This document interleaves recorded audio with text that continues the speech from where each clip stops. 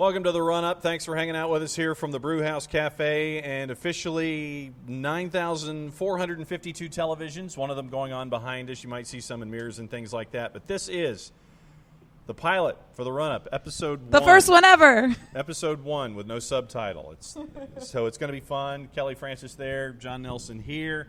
We'll be joined in just a little bit by Nick Alifi, Jason Longshore to break down Motagua and Atlanta United, Leg 2. Fifth Third Bank Stadium, little action at the Fraction tomorrow Little night. action at the Fraction. I love that statement. I've always loved that statement. And it's going to be a lot of action. You know, Motagua's going to come in. They're not going to sit back defensively, I don't think. And you're gonna have a team that's going to want to make some noise in Kennesaw. And I expect them to come out and take the game as seriously as they can. I mean, we saw yesterday when was it yesterday? But it was this weekend. We saw this weekend when they played, they only started one of their starters from the game on Tuesday. So they're taking this game. They're saying, hey, look, we're all in. Jason will break down Motagua for us. Nick Alifi will take his observations about Atlanta United as they head into Leg 2. Not League 2, but Leg 2. Leg if they 2. were in League 2, that'd be a problem, especially hanging out in the British Pyramid in the third division there. So they'll be coming around here. They'll be hanging out with us in here in just a little bit. We want to hear from you. Go to what's the Twitter official? Oh, so the official Twitter is The Run Up Show Yes. On Twitter, and that's also on Instagram in case you guys want to find us. We'll be posting a bunch of stuff leading up to the other preview shows that we have. We've got a cool one coming up with the first MLS match. That's going to be on March 6th. That's us previewing that game against Cincy. Yep. And then we'll also be able to talk and recap a little bit of Nashville, because that's the big game upcoming this weekend. You are going. I am definitely going. Are you going? Yes, I'm going. Oh, it's just going to... Dress warmly, Yes. folks. I'm hearing, 26 at first I think kick? the last time I checked the weather for Nashville, it ended up being, 26, 27 at night, and a good % of chance of rain. So make sure that it's a raincoat you're wearing, or you have some bit of protection from the wetness, because it's going to be pretty wet out there. So if you have any questions for us, for Kelly, for me, which I will pass on to other folks because you don't want me answering your questions, Nick, Jason, they'll be here in just a little bit, and they'll be wandering around over to this side, so you'll be able to see 3 people at once doing the show. But it's fun to do this. It's fun to be able to do this at the Brew House in addition to what we do with soccer over there on Monday nights. So remember, before every single home match, day before, we're going to be here. You need to be here, too, to be a part of the... Join us. Yes, andiamo, as they say. Right, yeah. Nick? And one of the great Andiamo? things... We go. Yeah, Andiamo. andiamo. Yep. One of the great things also, if you join us live, is that when it comes to MLS matches, we will be giving away tickets to the game the next day. So if you're in-house, you're entered in to win those tickets. But you got to be in-house, guys. You got to be in-house for that. And at the same time, if let's see, what else? What else do we? Yeah. If you want to get your scarves, you want to get your hats, you want to get your beanies, you want to get everything else that we have, you can pick that up here as well. We'll be able to bring that too. The numbers are dwindling, which is always a good thing. That is a good thing. So if you want to get stuff, you got to come get stuff. The beanie is my favorite. Okay. During this time of year, I wear beanies quite a lot just because, when you're covering your head, it keeps your body warm. So okay. Is that the how this beanie is the way to go, in my opinion. All right. It's the warmth of the head. Yes, and so as long as the head is warm, the body is... Exactly. The body can be as cold as humanly possible. Everything will be fine. So you go to our Teespring store as well, teespring.com/soccer-down-here, I believe. You can get a whole bunch of other stuff there. That's where the catalog is. But to be here at the Brew House, to get the hats, to get the scarves, to get the beanies, all that stuff, you got to show up here and be a part of it as well. Exactly. All right, so we talked a little bit about Leg 1. What were some of your takeaways from Leg 1 from what you saw?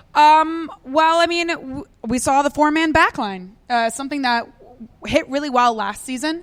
As Frank said, they weren't able to actually officially start working on that 4-man backline until the Sunday before the match on Tuesday. So they had a little bit of a shakiness in the back in times, but I thought defensively we held pretty well together for just throwing that 4-man backline together. Yeah, now let me show you. I'm going to break the fourth wall here a little bit. Oh, for sure. Go ahead. All right, now Kelly looked at my notes from match 1. Yeah, we can compare notes because Okay, I think so stylistically. let's show yours first. Let's go ahead and show yours. Broken down by players, age, nationality, and then it goes into assists and goals and notes from the match. And then I do have, if we're going to compare scribbles here, I do have quite a few bit of scribbles, but I think mine are still highly legible. But let's look at yours. Yeah, let's look at mine, and I'll show you what I have. It's 3 It pages. looks like I'm looking at a prescription that a doctor has just sent me. All right, so here's, just so I could do that quickly. It is 3 pages of notes, and it is done specifically having to do with the time that something happened during the match. So that is what it is. That's what the scribble Unfortunately, looks we like. don't have a zoom-in cam, though. Well, let me do it this way. See? All right, sideways, but that's what it looks like. That's what my notes are like. Nick, you want to be my tripod there for a second? There you go. Oh, wait, a little closer. Just a little closer. And a little further down.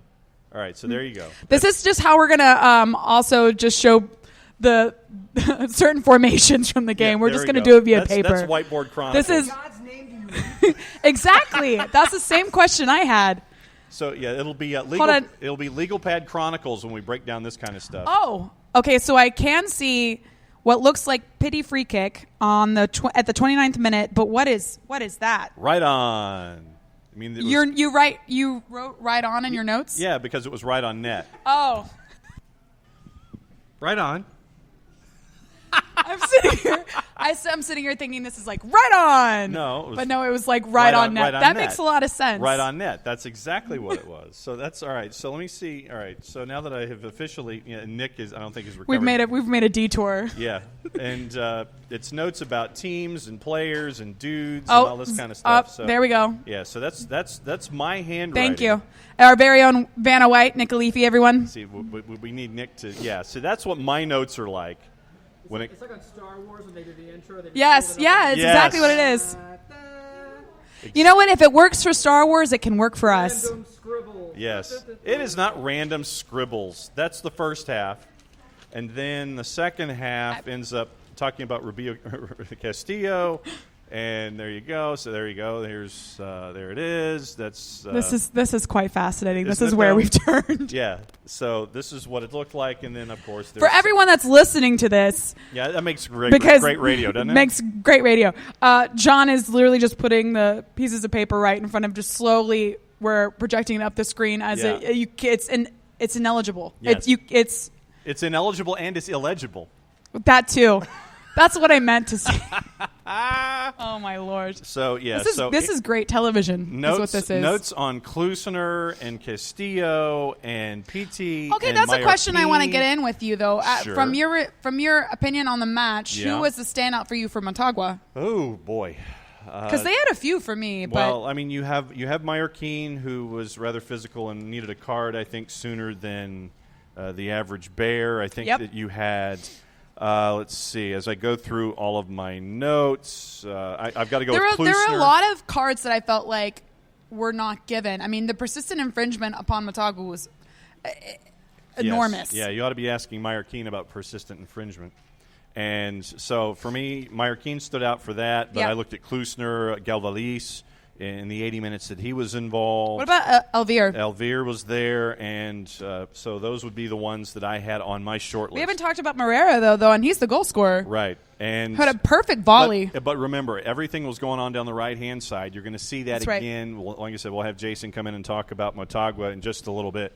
But consistently down the right-hand side, didn't change. If you have Fanatis, which, once again, we would recommend as well. If you don't have your subscription to Fanatis, you can watch all the other teams in the Concacaf Champions League. I have super hyper mega cable sports package. Yeah, most people aren't like you, though, John. So where could they watch it, though? Because I know that I watched it on Fubo TV. Okay, so you watched it on Fubo TV. It's on Fanatis and a bunch of other places. Should also be on Today NA. Yes, I believe. So if you've got that as well, that should be another option for you to watch it. Yeah, watching them in league play was where I was catching up on Motagua leading into this particular match. So it was good to see them and kind of understand where they were coming from in this first leg. Everything down the right-hand side, nothing down the middle of the pitch, nothing down the left-hand side unless they were forced that way one way or another. Right. So for me, right-hand side, and that's what happened with Crisanto and Moreira pairing up. Great volley by Moreira to make it 1-0, but then you had the action to get it tied at 1 very, very quickly with one of the best sandwiches a bachelor can ever have. A PB&J. The PB&J, which is fascinating that this term for Pity, Barco, and Joseph just came around the beginning of this season, because we've had this available to us all of 2019, and for some reason it's just never been hit upon that PB&J, the really honestly the perfect sandwich. It is the perfect sandwich. A little wheat bread, some PB&J. Now for me, I mean, wheat bread. If you're going for the classic PB&J, it's on white bread, right? With no crust. Understand, but no. Since I'm 108 years old and have to be a little healthy about things, that's how it ends up being on wheat bread for me. Now, before we get into talking both Atlanta United and Motagua, because I know that we'll recap a little bit of what happened in that match and what we should be looking at going forward, do we want to hit on any other of the CCL matches that came up? Because we had a lot of action going on in CCL this past week. You had some insane games like the 5-3 draw with NYCFC and San Carlos, and then you also had the loss from LAFC. I mean, not unsurprising in my opinion, just because of LAFC's backline has been questionable since last year. But the minute you lose, Zimmerman, where do you go from there? Right.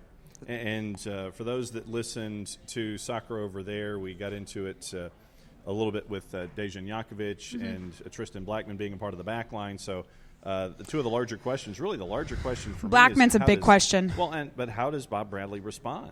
And I think a lot of it comes down to the first goal. It does. It will. It will absolutely. And if LAFC is the team that scores that first goal, how much does the influence of the 3-2-5-2 and the fans at that stadium have on that match and the possibility of LAFC advancing? Huge. Side note from Joey Logan on our favorite sandwich. No, Parceros United, 100%. You are fully, officially anointed as the inventors of PB&J. Or was it at Final 30 is what he's saying? Parceros and Final 30 are sort of not necessarily the same thing, but the Final 30, I believe, is the tweet that came out with it, but it's affiliated with Parceros United. Okay, so left-hand side of the bracket is up top if you're looking at it and filling out all your paperwork. Yes, fill out the paperwork, but not with scribbles. Unless you can read it. Atlanta Motagua is in the upper corner, upper left. Then underneath them, it's Comunicaciones and Club America. Then mini bracket below them, low left, you're looking Portmore, Cruz Azul, and I want Portmore to win. Yeah, so that much. was I mean, Cruz Azul got their 2 goals in stoppage time. Don't remind me. 90 plus 5 and 90 plus 5. 9. Yeah, 90 plus 9. But wasn't it supposed to be only 7 minutes of stoppage? 6 minutes. Supposed to be 6. They got that second goal longer than they should have been on that field. 6. And all of a sudden, 90 plus 9. Yeah. Don't remind me. Hashtag Concacaf. I mean, they got CCL'd is what they did. And then low left, it's Leon and LAFC. Right-hand side, you're looking at Alianza and Tigres, and I think that this was one. That was an upset. Okay, and with Tigres, not playing well right now, but Alianza, you got to get it done at home. That's the bottom line. So we got to see what happens. And Tigres there. is going to want to come back from that. I mean, they're going to have this motivating factor behind them to prove themselves. And below them, it is the 5-3 madness that was San Carlos and NYCFC. Below them, low right, two of the more intriguing matchups. Olympia Seattle, which was a 2-2 draw, and also Saprissa Montreal, a 2-2 draw. So can we talk about Olympia and Seattle? Sure. Because the player who scored the 2 goals for Olympia was the one that should have been sent off with a red card for cleaning Fry. Yeah. And I'm getting his name right now. I should know it off the top of my head, but of course, as things happen. Where is he? Arboleda. But hey, you score 2 goals, you end up making the CONCACAF 11 for the week. You do, yeah. And you're rewarded for your great performance and also for your misplacement of feet, apparently. But, Seattle... So that's what we're calling it? We're calling it the misplacement of feet. Misplacement of feet. He didn't know what he was doing with his legs. So the you've seen Ricky Bobby and Talladega Nights, right? If you're not first, you're last. And the moment that Ricky Bobby is just sitting there in an interview and it's like, I don't know what to do with my hand. It's like that. Maybe he just didn't know what to do with his feet. I mean, obviously later in the game he did because Maybe he scored. Didn't but know what to do with his maybe feet. he didn't know what to do with his feet. But no, it definitely should have been a red card. It was a cleat straight to the chest. That had to hurt. Did you see Stephen Fry, the picture Yeah. that he had on Instagram? Oh, I didn't see the picture. Yeah, Is it bad? he took a photo. He took a photo of what his rib cage looks like, complete with tattoos, and there's like these 4 cleat marks that just go down his rib cage from where Arboleda decided to spear him. I can say from recently being hit with a cleat, it's not fun, no matter where it is on your body. Yeah, that happened. Cleats to the face happen. Just make sure that you try not to get gashes Here's your recap, folks. towards lips. Yeah, that's not good. Not good. Not good at all. I'm glad that this is merged into CCL discussions. Hashtag CCL fever and getting speared. Let's talk about Montreal though, also because that was an unexpected start. I Yeah, think it was. to that match. It was. And Montreal coming out and being off the gun. Yeah, 2-0. Really. 2-0 before you could blink. 2-0 before you could blink. And then you end up having to make a bunch of substitutions. You have to use all your subs with injuries. Mm-hmm. And that, for me, is the question when it comes to Saprissa and Montreal Impact in Leg 2. Are the injuries? What's the letter of health? What's that looking like for Thierry Henry? So that, for me, is the big. But Jop did have a night, big though. question, yes. And he also got on the Concacaf He does. Best 11. He's your keeper for Best He's 11. your keeper for Best 11. Oh, what's the big question of the day? Oh, the big question of the day. Yes. Let me pose that question to everyone. She's posing the question. Wow, John, I cannot believe I went in on that joke with you. Oh, wow. The big question that we had today that was posted on the run-up on Twitter, so that's at the run-up show, by the way, if you want to tweet at us while we are going live. At the run-up. At the run-up. Show. Is how effective will the PB&J be against a more defensive Motagua in front of a home crowd tomorrow night? There you go. That is the question. So if you want to get your answers into us, you can either tweet at us, message us. Can they drop it in the chat on Twitter? Is there like a Twitch chat? Okay. I guess Jason's looking at that. He is. Oh, Thumbs okay. up. Thumbs up. Yeah, if you want to pose Okay. that answer or have a comment or something, just leave that in the chat on Twitch or on Twitter, and we'll try to get everybody at the end of the day. Oh, it's she said. Now, let me see if I can find. There was a comment from the Colonel. Hi, Colonel. Hi, Colonel. About. Hi, all 17s that are watching. Yes. And thank you for joining us on the pilot episode. It's Here we go. an All experience. right, so here's what the Colonel wrote. And You we're can't just read it. Just Gonna, read no. it. It's No, just I'm right. gonna let Kelly read it. All right, so been wondering what great TV looked like. Now I know. Thanks, Kelly. You're welcome. This is good TV. This is $1 million This is signable $1 million talent is what test this is. television is what this is. Yeah, it is. All right, so where would you like to go first? Would you like to find out more about Motagua or find out more about Atlanta United? Just because I know a good amount of people are going to want to hear about Atlanta United going in to CCL tomorrow, we're going to start with Motagua. We're going to make you wait. All right, so then that means that Jason joins us is going to join us. and gets to find out about Motagua. Yes. The We might need to switch the camera. Expert de Motagua. This is the producer, Nick Alifi, changing the screen for us. What a effortless transition. That was a great dolly shot. Yes, it was. That was just smooth sailing. Hi, Jason. How are you? I am good. How are you guys? We're doing great. Thank you for joining us on our first ever pilot episode. No problem. As you know, we've been talking a little bit about CCL going into the match tomorrow, and we talked a little bit already about what we thought of the game against Motagua. Do you have any standout opinions from something we might have missed of like what you saw on that game on Tuesday? Yeah, I don't think Motagua comes in and opens things up too much early on. I think they want to ease into this. I think they are, very cognizant of who they are. They're not a team that's going to come in and think we can dominate Atlanta United. They have a lot of respect for Atlanta United. So they're not going to come in and be overly aggressive in the early stages. It's going to take them a little bit of time. If they get to 30 minutes in, if they get to halftime and it's scoreless, Motagua will be really happy with that. So they're going to want to build into the game. Atlanta is going to want to come in like they did against Herediano last year and dominate early. An early goal for Atlanta takes Motagua completely out of their game. If Motagua finds an early goal, they get very defensive after that. Folks are going to be walking in the door at Fifth Third, and they're going to be looking for an amazing night of soccer. But there's math involved. What's the math and all of the scenarios? He's leading you into this. Well, no, it's like it's 1-1 going in, Yeah. but the scenarios for victory one way or the other, what's the math? It's not that complicated this time around. It's Atlanta has one away goal. If they win, period, they go through. If it's a scoreless draw, Atlanta goes through. If it's 1-1, you go to penalties because both teams have an away goal. If it's 2-2 or any larger draw, Motagua would go through on away goals. It's honestly pretty easy this time around. That's why I wanted to ask. So we got to get the math out of the way. So at what point in time would the penalties happen? You said that would be if it's straight after regulation. Yep. No extra time. It's something a lot of competitions are starting to go to. Thankfully, there's no replay like some competitions in England that are outdated and are foolish. Most are starting to go to no extra time, go straight to penalties. It's something that I think Michael Parker's chimed in about the U.S. Open Cup and the changes that the Open Cup's starting to go through, requesting it because you have these cup competitions that are difficult for players to deal with. You don't want to play extra minutes. Right. You just go to penalties. Just go straight to penalties. It puts more pressure on winning in regulation. I think it makes for a better match.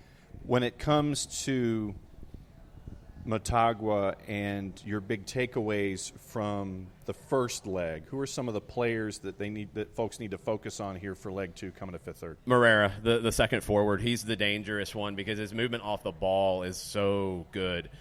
He drifts out to the left, and he's not a traditional second forward because he doesn't stay central. He doesn't stay connected with either Castillo or Klusener. He likes to drift out into space, and he really gave Mo Adams some problems. The goal, Mo Adams lost him. Mo Adams lost him a couple other times because he finds those pockets in the four-man back line, between the outside back and the center back. In a three-man back line, he's going to try to find the pocket either outside of the center back or between the two center backs. He likes to make the late run in where he's unmarked. That's how he got the goal. It's a great finish from him.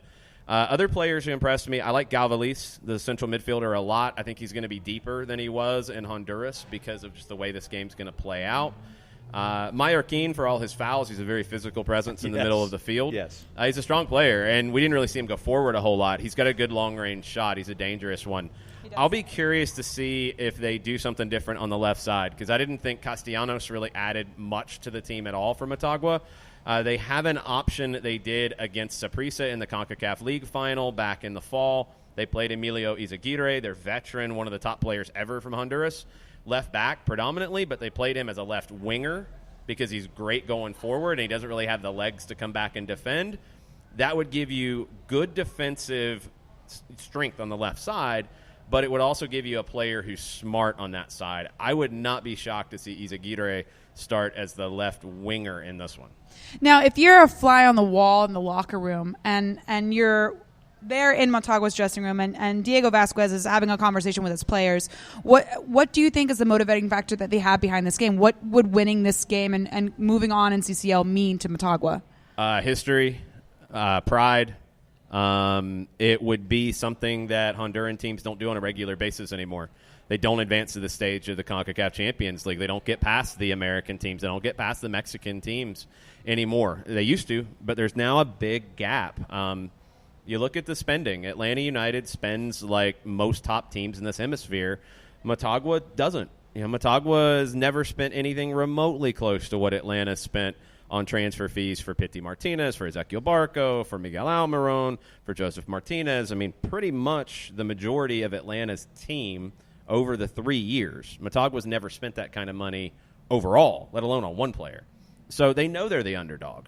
But they're coming in to upset that apple cart, and they're coming in to make history. That's what they want to do. They don't care about style points. They don't care how many people they have to kick to do it. They want to get through and move on to the quarterfinals. What worries you the most about Motagua coming into Fifth Third? That attitude, because that's a different attitude than Atlanta United faces on a regular basis. That do-or-die kind of attitude, life-or-death kind of attitude, it creates a different kind of game. You're talking about a team that will have no problem doing what we saw happen to Stephen Fry. You'll see a team that has no problem with a shot off the ball, trying to con the referee. It's all about advancing. There's nothing else to it. So that can be difficult. Now, look, Atlanta United's got players who have been through this too. The South American competition is just like this as well. So Atlanta United's not going to be in over their heads here. But it's tough early on to go from a preseason to cutthroat straight away. It's one thing if you have a couple league games to ease into it, because a game 1 of the MLS season doesn't have a cutthroat feel to it. Leg 2 of a round of 16 against a team that would love nothing more than to knock you out and pull off the biggest upset in the tournament this year, that's cutthroat. Now, I know that we've talked about the fact that Motagua rested a lot of players over this past weekend.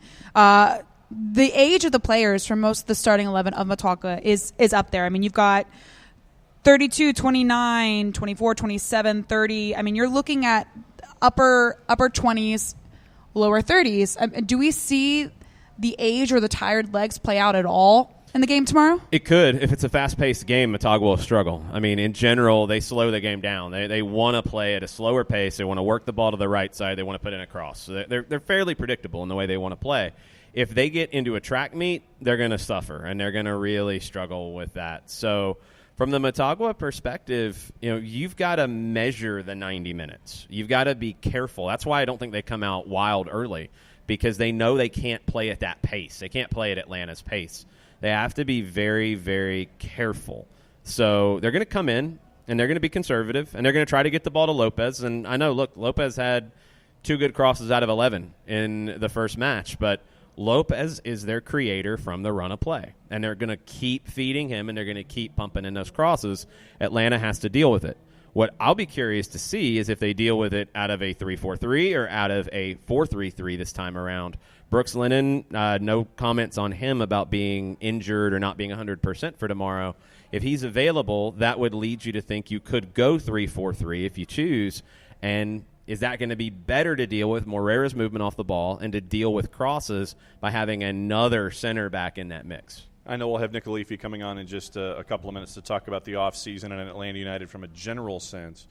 But when it comes to Atlanta United and this match in Leg 2, you got into it a little bit with Brooks Lennon. What other updates do you have?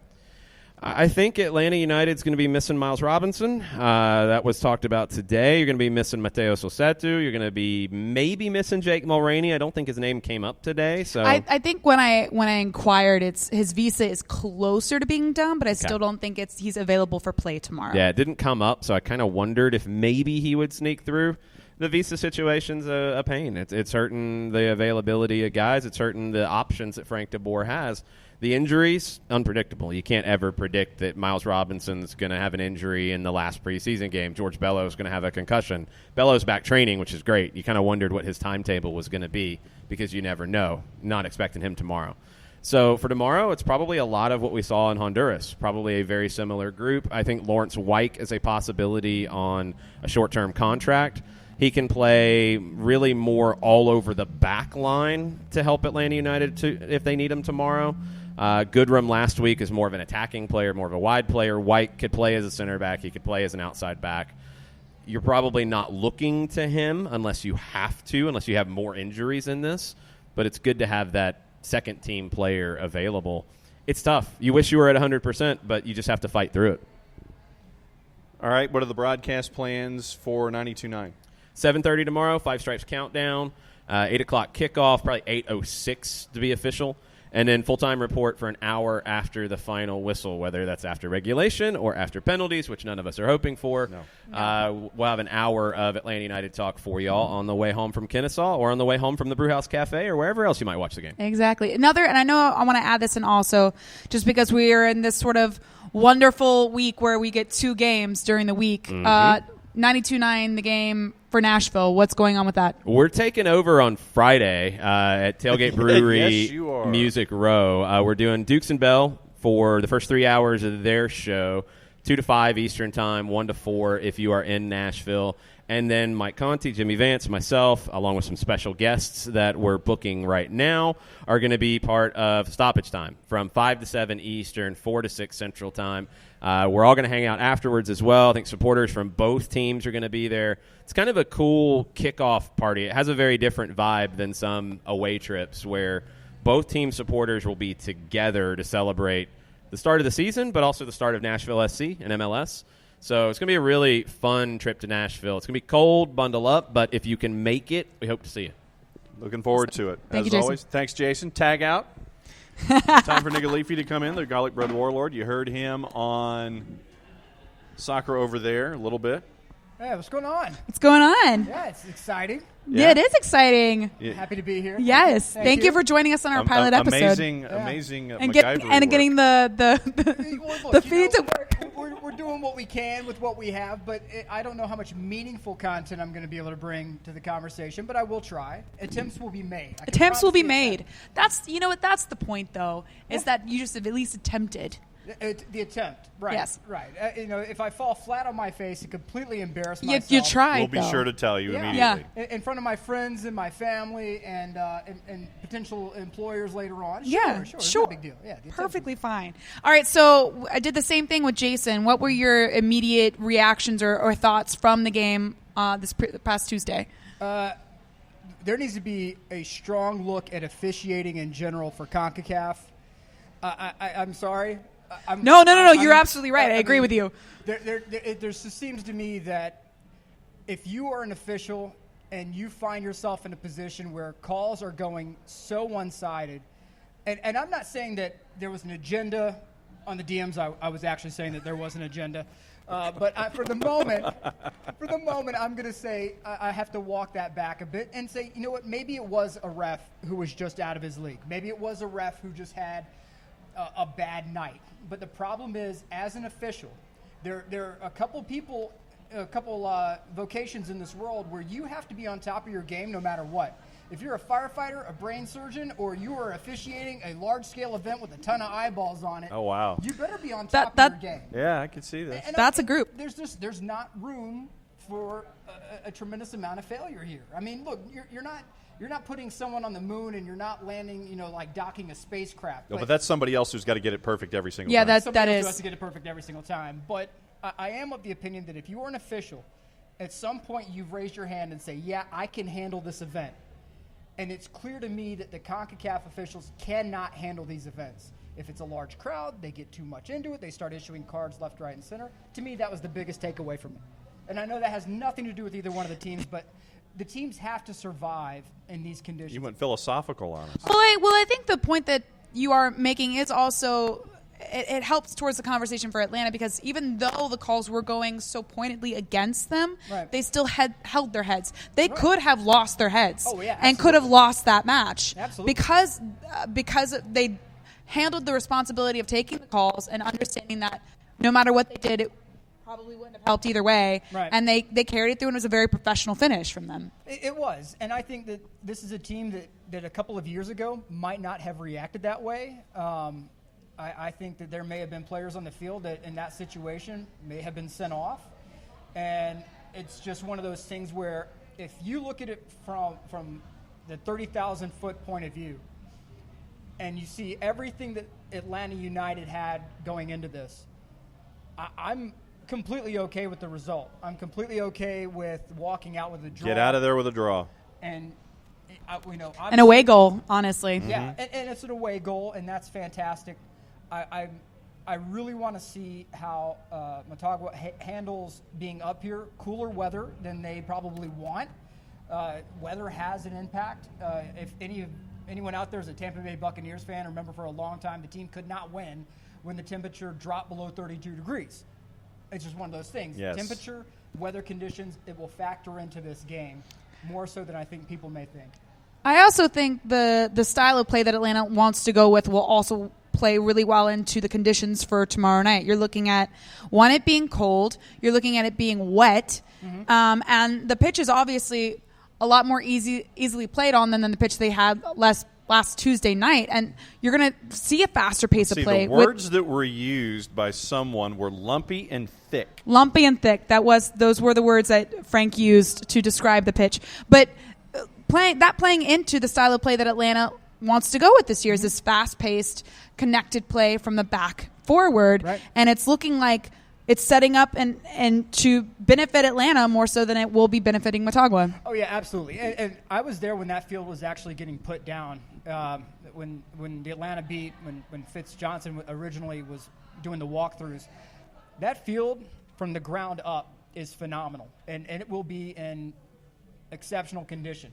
It will be absolutely perfect for a possession-based game, and if Atlanta, I want Atlanta to come out and attempt to play their brand, right? Which is let's connect these passes, let's circulate the ball, find an opportunity, immediately exploit it. If the opportunity closes up, let's pull back and cycle again. But if Motagua starts going a little too strong, meaning they're challenging a little extra, which Concacaf tends to allow, I have no problem with bringing Adam John on and letting that big body thrash some people around up top. I've been the person who, when they said we're signing Adam John, I was the first person who was like, no, absolutely. I remember. I feel like most Atlanta fans remember the shushing. But I also have to say that as someone who, loves basketball, loves, sometimes the physicality, the old school game, bring Adam John on and let him act like a center and just body people, especially that back line out of it. I think that's something that could come in handy, and he is going to be my low-key secret to winning if he comes on, especially in the late moments, because Motagua obviously has height. They love those set pieces. Almost like a Brandon Vasquez. Yeah. All right, so the question of the day. Yes, question of the day. The big thought. The big thought. I will repeat it again. Yes. How effective will PB&J be against a more defensive Motagua in front of a home crowd tomorrow? What do you think? I don't know how effective the J is going to be, and I know that's sacrilege to say in this city. I think that they're going to try to find a way to.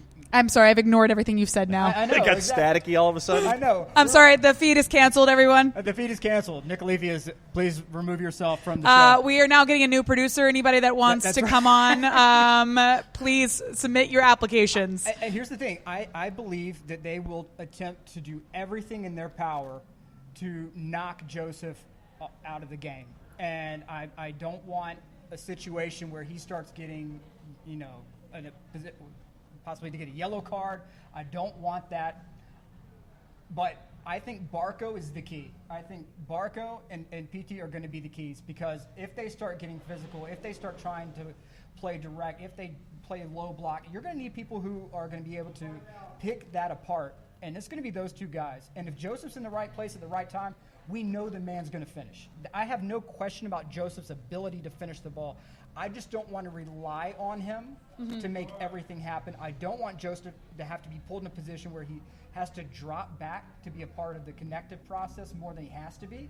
I want PT and I want Barco to start picking apart that low block and make the game really in a position for Motagua where they can't just body us to death, where they have to play, where they have to try to make a push towards scoring a goal and create those openings, which then Atlanta could put multiples if need be. But it's Pity and Barco to me are the keys to the game. All right. What about responses on Twitter? I know that we had folks dive into the big there's thought. a lot of thoughts for the big thoughts today. Oh, there are. But one of the things I did want to say about your point with Joseph, I know you don't want him dropping back, but him dropping back into that midfield was the way we got that goal. No, I agree. I think that's a perfectly valid point. I'm just saying that I want Joseph in positions in this game where he's going to be poaching, and if he has to come back too much, I'm just afraid that things will get lost in that low block, and it's just going to become a game of ping pong, and I don't want that to happen. I do have a update because they've called you out directly on it. Okay. It was the Colonel. So not so fast, Nick. That pitch at fifth third has been replaced since you were there. The high-tech hybrid is gone. It's no longer high-tech hybrid that they're playing on. You want to hear something that's really crazy? In this world of hot take sports journalism and whatnot? Go for it. I stand corrected. How about that? Something Okay, new and you're refreshing. hired back now. Okay, there we go. That's what it took. You're welcome. All right, what else is so on? I've got, PB&J destroy Motagua. Pity scores a brace. One open play a curler, one free kick. Oh gosh, this is all score prediction. One assist. B gets an assist. Joseph scores a goal on a quick counter. So busy night. It's a for very PBJ. busy night for PB&J. All right. Wow. Okay. How do you think the pitch in Kennesaw will play? We covered that. Do you think Mulroney starts as left wing back? Covered that with Jason. Cover that with Jason. How do we fight the press better? Possession. I mean, really possess the ball, possess it under pressure. If you've watched, and I get that we're not there yet, but if you watch Ajax and their purity of possession, it doesn't matter if you press them or not. It doesn't matter what you do, because what they're going to do is they're going to cycle the ball around. They know where to go. They know when, and better yet, they know how to interchange responsibilities. So it's with the press, if you are trying to just wreak havoc, they can simply move the ball, move players into different positions, and they're not being stretched in such a way where it creates gaps for the press to expose. With Atlanta, I think if we can, because we have brought in a lot of new players, if we can ensure that when we're cycling and we are switching responsibilities, that those gaps don't develop early, then I think that that's how we're going to beat the press. And then with a goal scored, then they have to change their tactics, whether they want to or not. Right. Communication. Communication is going to be absolutely sure. fundamental in this. All right. So Joey Logan's got his graphic out that he normally says. PB&J are going to be free-flowing and electric. Looking forward to the Lennon Mulroney stretching the back line. We talked about Mulroney and all the 1-2s and skills leading to Joseph goals. Atlanta United 3-0 over Motagua. Updated lineup after the roster is announced today. So predictions from Joey Logan. Who do you expect to be that pair in the midfield to balance out defensively and to also cycle? Do you still expect it to be that Lorentowicz, Heinemann, Remedi, or I want Lorenowitz in for this one. I need players who. One, Lorenowitz brings a physicality that I think you just can't replicate in a lot of ways. He brings height that you're going to need, and I also think he's going to bring a sense of calm to that. Even if Motagua comes out and starts playing hyper physical, I want Lorenowitz in there. So if you want to pair him with Hyman, I think that would work phenomenally well. But Lorenowitz is the person who I'm bringing in this scenario. let's get some more questions in here. So, Colonel again, sorry. How do we adjust the 11 to get Adam John on the pitch with Joseph to do a 2 up top? Really kind of make him a mid, really like they did with leg 1. So is this what we're just considering him subbing on earlier? Or with the games so close together, I wouldn't necessarily be opposed, depending on scoreline, on subbing Joseph out early. If Atlanta's up, if Atlanta's up 1-0 going into the 65th, 70th minute, I'm bringing Joseph out because I want him. If any minute I can spare Joseph and try to maintain that lead. I think Frank feels confident enough with his team where if they get into a situation where they have to protect a 1-0 lead, 2-0 lead, they can do that. And I think John can come in and help that. But I want to see 65th, 70th minute him come in. If ideal scenario, obviously. If it's tight, I need the Viper out there. I can't be messing around.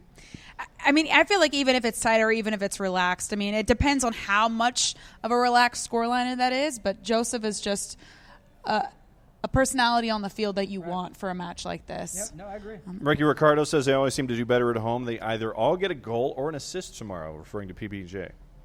All right. So we're looking at 3 goals. So Or there's 3 assists. and 3 assists. So 6 and 0, I guess, is what we're at with. This one's going to be interesting. Joe Johnson. In that case, how sexy is Frank de Boer on a scale of 1? It doesn't matter because he'll be way past this number anyway. Wow. All right, so what's the previous? Give me the scale. Okay, here we go. Oh. Well, that's just talking about our live streaming. Okay. Trying to figure out our live streaming, but Okay. Then, yes. Okay, so how sexy is Frank de Boer on a scale of 1? I guess we'll just do 1 to 10. Doesn't matter. I'm going to go. Frank is rather fit. and he gets his clothes tailored, which I think is very important. Because That is we have very so important. many managers in this league who do not properly tailor their clothes. But he's never won best dressed coach. Not He like hasn't. Tata. Has He there hasn't. been this? Has the competition even been out there? They literally, Best dressed? because Tata won, I think they cut it out They cut it out. completely They because just they knew retired it that for Atlanta United they just knew. every single week. They That's just how it's knew. gonna go. Here's the thing. Just clothing alone, I'm going to say Frank's pushing 8.5, 9. Easy. Just on clothing alone. And he keeps himself in shape. There are a lot of coaches out there that kind of, I'm not going to say they look like schlubs, but I'm going to say that they could use a little step up in the game. That's all. Well, Nick, thanks for hanging out with us. No, appreciate you guys having me. Thank you so much. I'm going to go rotate the camera. Yes. Do we have any questions on our live Twitch feed? Oh, I'll go here I think I have it up. Oh, wow. There's a lot of chatter going on. Hi, everybody. Oh, sorry. Hi. Yeah, so this is delayed when we're looking at this. I'm teaching John about technology. Yes, she is. So the feed right now is delayed, but these are everything that's been going on in the chat. So we're going to... Wow. This is...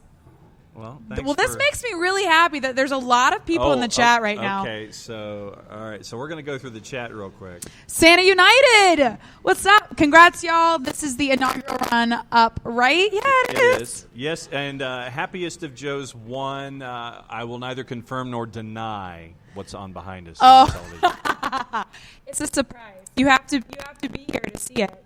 Yep. Let's just keep Action at the fraction. There you Action, yeah.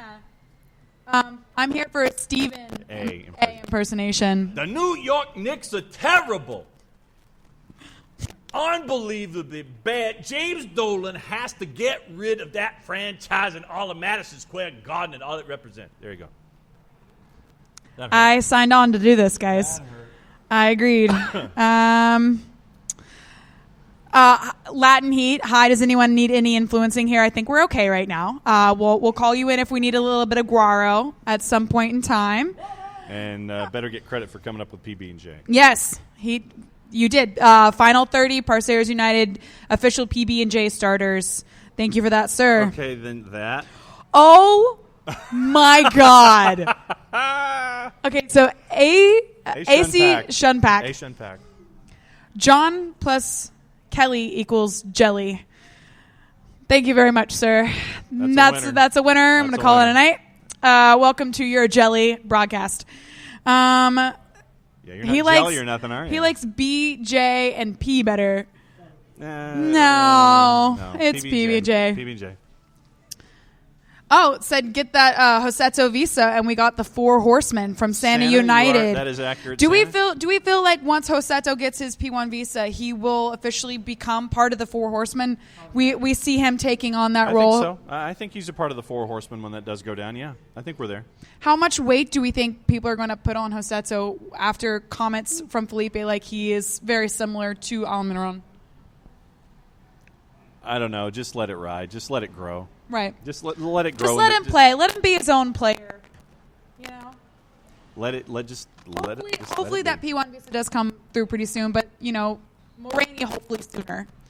Let's see here. Gosh, there's so many people talking. All right, so keep going. See, now a lot of folks are trying to figure out what their IDs are. Yeah, this is so interesting. Twitch chat is no place for logic. You are absolutely right as I am going through this. Oh, and apparently Percy Herrera says Forza Zuri out. As I'm telling Nick what's going on. Yes. Oh. Ep's slogan for anyone planning on tailgating tomorrow. They live around the corner, just planning on bringing a bag of beer. Well, first off, I'm sure people will help you drink your bag of beer. Please let it be recyclable material. Yes, please. Thank you. And yes, I do believe there's recyclable going to be a little bit of tailgating going on. I know most of the SGs come out. Yeah, and just keep an eye on your favorite social media platforms and figure out what's going on with the tailgating, because it will be there and it will be all over the place. Sorry, producer's trying to tell me things and I can't lip read. I'll get better at that, I promise. Okay. I'm so sorry. It's okay. You can go ahead and you can be vocal. Let's see here. What else is this broadcasting on? Twitch right now. Twitch and the audio version is on the yes, app. that's true. You can get the audio version if you're not able to watch this, or if you just want to listen to our beautiful voices again tomorrow while you're driving, because we're soothing and we just make you relaxed and happy to be around. How do you and you just scroll scroll. down? Oh, okay. So with Max, Yeah. you take 2 fingers like so and just do this. Ah, Yes. okay. Also learning technology. It's Yep. a wonderful day here in the neighborhood. Yeah. Let's Nope. see. So there's a lot of folks are going. Oh, okay. Percy has a question for you, Nick. Tomato sauce or vodka sauce on chicken parm? Oh, he's going to pan the camera because this is hello. important. Yeah, this is a important. very, very important question. Yes. Please Yeah. pose the question again, sir. The question again from Percy Herrera: tomato sauce or vodka sauce on chicken parm? All right, I answered this on the thread there, but I'm going to go ahead and say it here with me looking right at the camera. Yeah. The vodka sauce has to be great. You cannot get by with substandard vodka sauce. Now, me personally, with any tomato sauce, it needs to be something with an anchovy paste base. Why anchovy paste? Because Why anchovy paste? Why? Because people salt their sauces and they put too much salt in there. Meanwhile, anchovy paste provides a saltiness without overpowering. It's gonna. I promise everyone, you put anchovy paste at the bottom of the pot. I didn't know there was anything like anchovy paste There is. in pasta sauce. Yeah, you can put you can get it at Fresh Market, Whole Foods. If you're in Dunwoody, And East if you'd like 48th to Street sponsor Market the in show, Dunwoody. If you like to You wanna sponsor the show. But you take the anchovy paste, olive oil, diced garlic at the bottom of a stock pot, stir it up, brown the garlic, and then you put it in your tomatoes, whether you peel them yourself or 3 cans of whole peeled tomatoes. You get your nice base sauce there. It can cook in 15 minutes. Italian parsley over basil. Italian parsley provides a nice herbal flavor to it. And that, my friends, will get you 15 minutes of base marinara. You put that The on Nick that, Levy it's cooking great. show, everyone. I didn't know that there was such that would. that's why he's the garlic It's- bread warlord. That's so fascinating that such a small question like that has such a verbose I'm answer. very passionate about my sauces. So Fender X went by this stadium today and said that it rained all day and it should be a slick field. It's going to play Okay, really well, fast we don't tomorrow. know if the field was covered, for how long. We also don't know about the drainage. So Right. we'll take this info and see how it applies itself tomorrow. It's supposed to rain early in the day. I think it's a 50-50 chance, and then that percentage dies as the day goes along.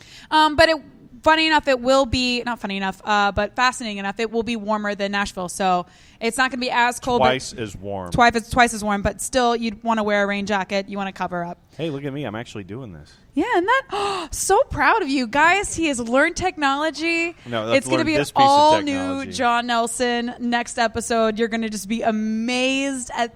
He's going to have his own Mac. It's going to be great. No, he's not, because he's got this one here. Let's see. Chris Kilroy, in terms of officiating, do you expect the officiating in Concacaf to be good for club matches? It's horrible for World Cup qualifying, which in theory selects from the best of the officials in the region. We're going to let you answer that one, Nick. The officiating is going to be a disaster zone. We know this. I mean, I have so many comments that I would like to say regarding officiating and CONCACAF matches in general, but we already know what it's going to be. All right, it's gonna end up looking like somebody put on like some scuba goggles that have been fogged up, chugged about a half gallon of chemical cleansers, and then ran on a field. Is what it's going to look like. People are just going to get cards left and right. If you see a card for either team in the first 4 minutes, just buckle up. It's going to be a Just heck of buckle a up. ride, Buckle guys. up. Once the first card comes out, joking aside, once the first card comes out, it's going to be just a roller coaster. All right, at slogan 4. Been married for 7 years. As have I. It's the little things that help you get some at this point. Watching The Bachelor on Monday will make my Tuesday that much better. So he's talking about, I understand, sir. If you need to watch The Bachelor, we understand. It's perfect. But he also likes how Adam John went from being a villain, penalty with Columbus, et cetera, to being a fan favorite through Twitter engagement. That's a Walking Dead style character arc. LOL. Do you watch The Walking Dead? No, I don't. Nope. I gave up after that, like season 4 on that. I mean, I watched a little longer than that, but I mean, Yeah. that's a good place to See, stop. but okay, now What Adam John is doing on his Twitter account has been absolutely It has amazing. been fantastic. And I love Absolutely. it. Absolutely love he what he's been engages doing. with fans, and he's very much pushing an Atlanta United narrative, which is incredible to see because a lot of players on the team have a limited interaction with fans on social media. It's nice to see one as new as Adam John really Can I embracing. bring heat on this show? Sure. Early? Sure. I feel like I need to bring a little. Do we need to drop the mic sound? And we might. How about this? There you go. Oh. Okay. We just dropped the So mic. I was the king of the Adam John out fan club. The minute they signed him, the minute they said he was practicing with the team, you can ask Jason and John. I was like, no, absolutely not. I want no part of it because as an old school Serie A fan, if a villain changed teams and ended up on your team, you still booed him, no matter what. You whistled, you booed him out of the building. Okay. And with John, I feel like he's making a legitimate attempt to engage the fan base, and there were a lot of fan favorites, including one with extraordinarily exquisite hair who didn't even send an Instagram post thanking the city of Atlanta on his way out. And Adam John has been doing nothing but reaching out to people, engaging with people.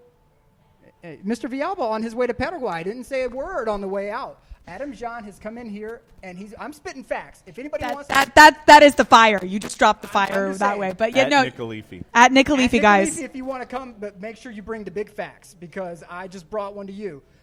Adam John is engaging, and I am all for any player who's going to be actively engaging a fan base because that's what got so many people on board with Atlanta United to begin with, the pub diplomacy.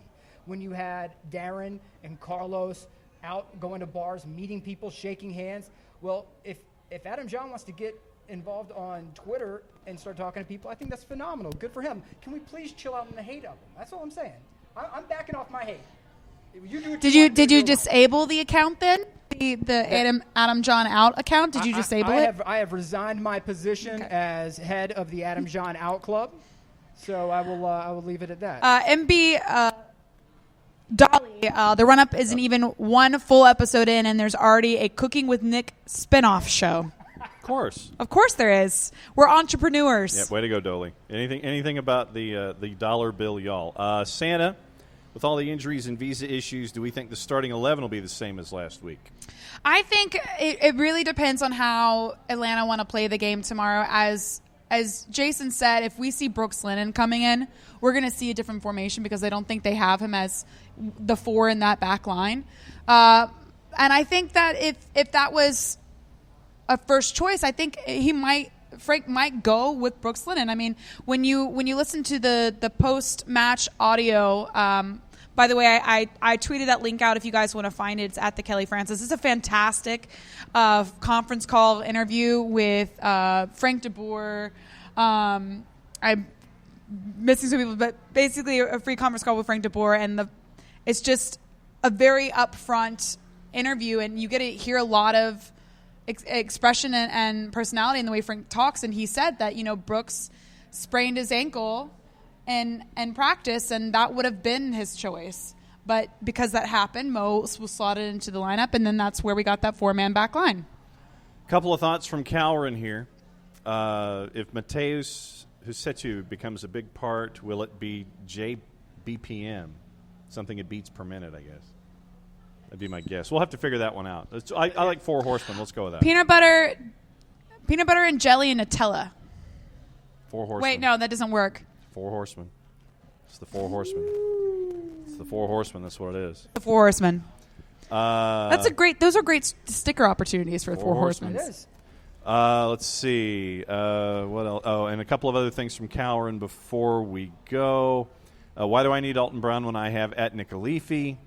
And once again, Fender X. If you put on an Atlanta kit and you give it your all, I will cheer for you till my lungs bleed. Amen. That's what really matters, is the passion that as a player you give to your fan base. All right, so that is the run-up. That's the run-up. That's what you're going to expect every single time here from the Brew House with their 9,452. Yes. It's a bunch of TVs, guys. 52, It's a lot of TVs. And sometimes you'll see stuff over our heads. that we're not going to acknowledge because not we gonna don't want to acknowledge it. get in trouble with the particular network No. that is airing it at this particular time. So Right. disregard what you're seeing above our heads currently. It's been fun, and we're going to do this before every home match. So come out here to the Brew House, be a part of the conversation with us. Don't forget, join us on social media. Yes. All of our platforms, all of our stuff. At Nick Galifi, at SOC over there, at OSG Nelson, at The Kelly Francis, at And- Soccer Down here, and At the Long Shoe. at the Run Up Show. He's not The Long Shoe. It's He's just just at at Long Shoe. At Long Shoe. Excuse me. But But more- also the Run Up Show. You most can find us on importantly. Twitter, on Instagram. Reach out to us, follow us. We're going to be posting a lot of stuff leading into Nashville, leading into our next Run Up Show, which will be March 6th. Leading into Cincinnati, our first home opener. That's going to be a big game. That's going to be fun stuff. So for those of you that we will see out in Kennesaw tomorrow, dress dryly. Dryly, yes. Make sure that you have stuff to prevent any precipitation from coming and soaking your person. If you're going to Nashville, obviously we'll have more on Soccer Down here on tomorrow, on Wednesday and Thursday and Friday. Friday, we don't know what we're doing because we've all got to head up to Nashville. Jason has to head up there. I'm heading up there. You're heading up heading there. up there, yep. You're staying warm at home. Yeah, that's to be decided. But as of the moment, yes, I'm going to be. At home, Yeah. staying warm Yes. by comparison. By comparison, yes. All right. So, all week long at Soccer Down here, 9 a.m. to 11 Eastern Time live. You can listen to us. Don't forget to download, Spreaker. and this. Or the Soccer Down Here app. The Soccer Down here which app is right there. available on both Android and iOS. You got that.